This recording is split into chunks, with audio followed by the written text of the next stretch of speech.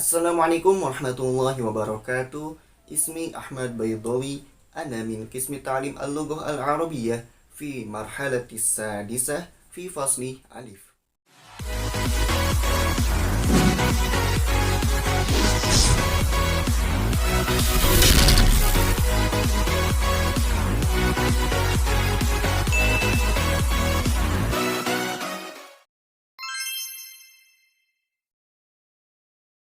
Dalam proses belajar mengajar, seorang guru harus memahami secara betul-betul terkait tugas dan perannya dalam pembelajaran. Nah, adapun tiga tugas utama seorang guru yaitu mendidik, membelajarkan, dan melatih. Mendidik artinya seorang guru mampu menumbuhkan nilai-nilai spiritual dan moral. Lalu membelajarkan artinya seorang guru mampu menciptakan situasi belajar yang kondusif dalam kelas. Lalu yang ketiga yaitu melatih. Artinya guru mampu mengembangkan keterampilan-keterampilan pada siswa. Nah, lantas bagaimana agar tiga tujuan utama tersebut berlangsung secara optimal dan maksimal? Nah, maka dari itu, seorang guru harus melaksanakan kewajiban atau tugasnya yaitu secara integral, secara menyeluruh, baik itu sebelum pembelajaran dilakukan, saat pembelajaran dilakukan, dan setelah pembelajaran dilaksanakan. Ketiga tahapan tersebut harus dipahami secara betul-betul oleh guru. Agar apa? Agar goyah atau goals pada pembelajaran itu dapat tercapai. Nah, ketiga tahapan tersebut akan saya jelaskan satu persatu. Tahapan yang pertama yaitu tahap pra pembelajaran. Nah, pada tahap ini ada beberapa hal yang harus dipersiapkan oleh guru.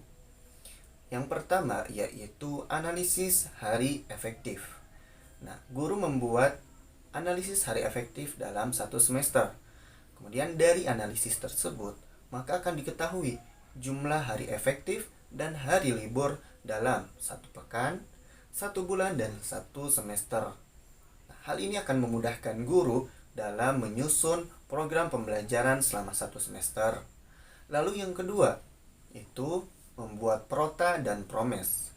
Nah, dari analisis hari efektif tadi, maka dapat disusun program pembelajaran selama satu semester dan satu tahun. Nah, tujuan dari penyusunan ini itu apa? Tujuannya agar materi-materi pokok pembahasan yang akan dilakukan dalam satu semester dan satu tahun itu tetap terjaga. Lalu yang ketiga yaitu membuat silabus. Silabus merupakan penjabaran dari kompetensi, standar kompetensi, kompetensi dasar yang ingin dicapai, dan pokok-pokok materi yang harus dipelajari oleh siswa.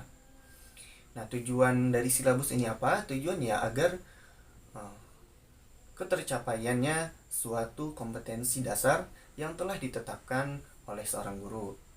Lalu yang keempat ya. Yang keempat yaitu membuat rancangan pembelajaran. Nah, RPP ini biasanya dilakukan sebelum pembelajaran dilaksanakan. Nah, RPP ini sifatnya itu khusus dan juga kondisional. Artinya kan setiap sekolah itu memiliki kondisi siswa yang berbeda-beda, ya. Kemudian sumber belajar yang berbeda dan juga sarana prasarana yang berbeda pula. Nah, hal ini menunjukkan bahwa rancangan pembelajaran, pelaksanaan pembelajaran itu dilakukan oleh seorang guru dengan mengacu pada silabus dan juga kondisi di lapangan. Lalu yang kelima yaitu menentukan KKM, ya.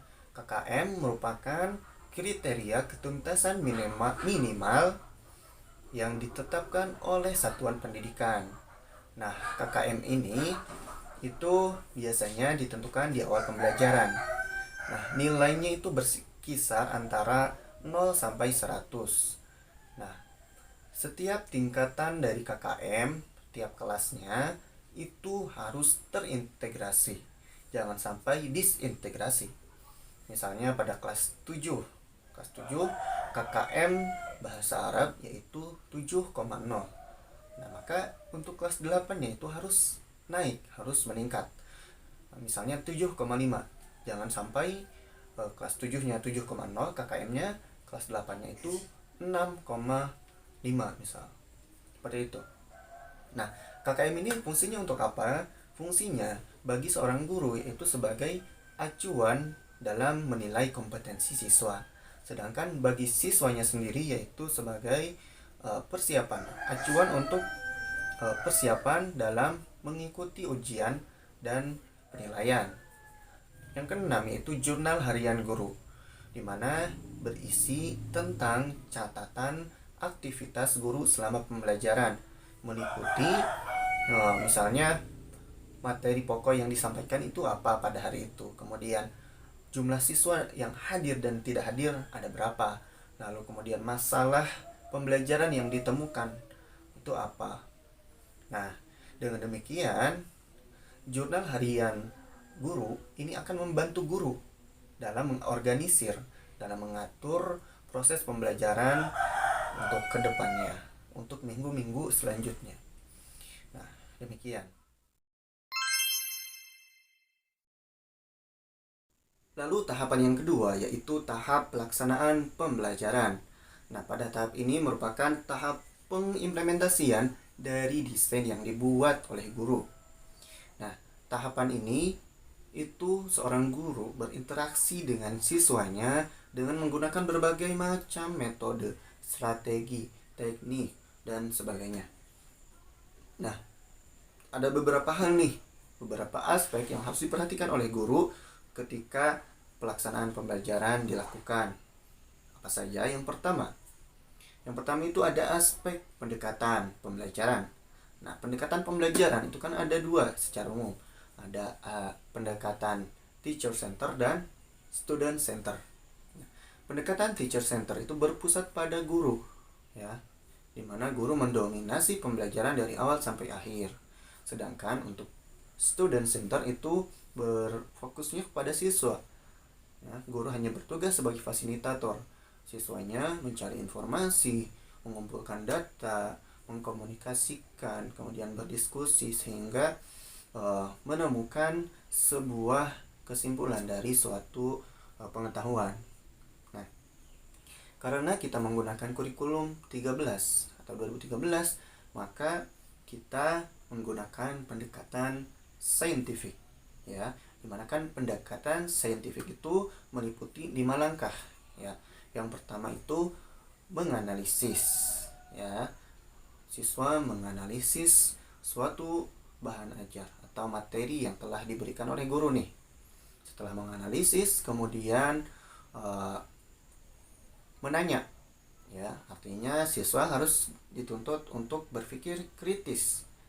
Nah, dari materi tersebut apa yang belum dipahami, kemudian apa yang sekiranya bisa dikembangkan, gitu kan. Lalu yang ketiga itu ada mengumpulkan data. Nah, mengumpulkan data ini itu merupakan hasil dari pertanyaan-pertanyaan yang ada di benak siswa, ya, baik itu ketika dia bertanya kepada sesama temannya atau kepada gurunya. Nah, setelah ada jawaban-jawaban dari pertanyaan tersebut, maka langkah selanjutnya yaitu menalar, ya, artinya siswa mampu menyimpulkan dari jawaban-jawaban dari A, B, C, D, E sampai Z. Nah, siswa mampu menyimpulkan, menalar, sehingga siswa itu sudah memiliki pemahaman atas pertanyaan yang dia lontarkan. Lalu yang kelima yaitu mengkomunikasikan. Nah, ketika siswa sudah paham, sudah pasti dia mampu mengkomunikasikan materi yang dia tanyakan sebelumnya atau yang ia pelajari. Itu. Lalu aspek yang kedua yaitu aspek strategi dan taktik. Nah, strategi tentunya dalam suatu pekerjaan, suatu pencapaian tentunya harus memiliki strategi. Agar apa? Agar tujuan yang telah ditentukan itu tercapai. Nah, misalnya dalam pembelajaran itu ada strategi PBL, Problem Based Learning, pembelajaran berdasarkan masalah. Nah, misalnya itu strateginya kita menggunakan PBL. Kemudian kira-kira apa taktik yang akan digunakan? Nah, taktik itu apa? Taktik itu merupakan kiat teknis yang dilakukan oleh seorang guru dalam melakukan strategi. Ya, misalnya dalam strategi problem based learning itu taktiknya apakah menggunakan misalnya masalahnya itu sudah ada diucapkan oleh guru secara langsung, apakah misalnya ada dalam sebuah video, siswa disuruh untuk menemukan masalah dalam sebuah video, ataukah misalnya siswa berkelompok kemudian berdiskusi memecahkan masalah dan sebagainya. Lalu aspek yang ketiga yaitu aspek metode dan teknik. Nah, metode itu kan merupakan cara yang dilakukan guru dalam pembelajaran ya. Metode itu kan banyak, ada metode ceramah, metode diskusi, metode demonstrasi, kemudian kerja kelompok dan sebagainya. Nah, kemudian dalam melakukan metode itu guru harus memahami atau menguasai teknik yang akan dilakukan ya. Karena teknik seorang guru yang satu dan guru yang lain itu berbeda ya. Misalnya ketika guru menggunakan metode ceramah, bisa saja gaya penyampaiannya itu monoton, datar dan membuat siswa ngantuk. Tetapi ada yang menggunakan metode ceramah tapi gaya penyampaiannya itu sangat lugas, kemudian sangat menarik dan ada humor-humornya misalnya. Seperti itu. Lalu yang keempat yaitu ada bahan ajar.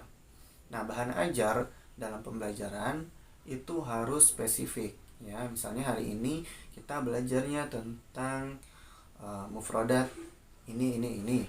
Jadi harus jelas, jangan sampai saat masuk pembelajaran bahan ajar belum siap.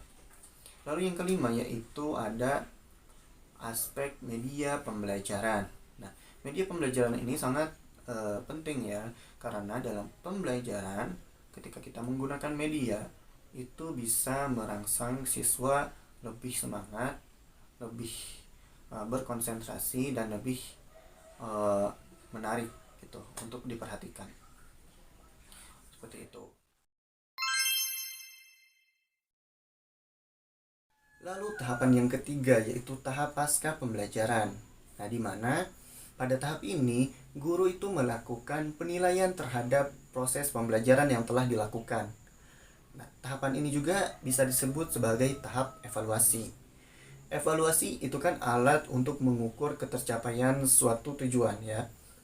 Nah, dengan adanya evaluasi ini, guru mampu mengetahui ya kualitas dan kuantitas dari hasil pembelajaran. Nah, adapun perangkat yang harus disiapkan oleh guru pada tahap ini yaitu ada 3. Yang pertama itu lembar penilaian, di mana nanti harus rinci ya dari setiap kompetensi yang ada. Misalnya dari kompetensi sosial, sikap sosial. Nanti dijabarkan apa-apa saja yang harus dicapai, penilaian apa yang akan dinilai. Agar apa? Agar saat menilai guru tidak kebingungan apa yang harus dinilai pada siswa. Lalu yang kedua itu ada bank soal ya. Bank soal ini berfungsi untuk bekal guru ketika menilai tentunya ya. Dimana nanti soalnya itu harus memiliki validitas, reliabilitas, objektivitas, kemudian efisien. Nah, lalu yang ketiga itu ada tugas kelompok dan mandiri. Nah, tugas kelompok dan mandiri ini juga harus disiapkan oleh guru. Agar apa? Agar tugas yang diberikan itu sesuai dengan tujuan yang ingin dicapai. Tidak melenceng, tidak melebar, tidak berbalik arah ke arah yang salah gitu kan. Seperti itu. Sekian yang bisa saya sampaikan. Kurang lebihnya saya mohon maaf. Wallahu muwaffiq ila aqwamit thoriq. Wassalamualaikum warahmatullahi wabarakatuh.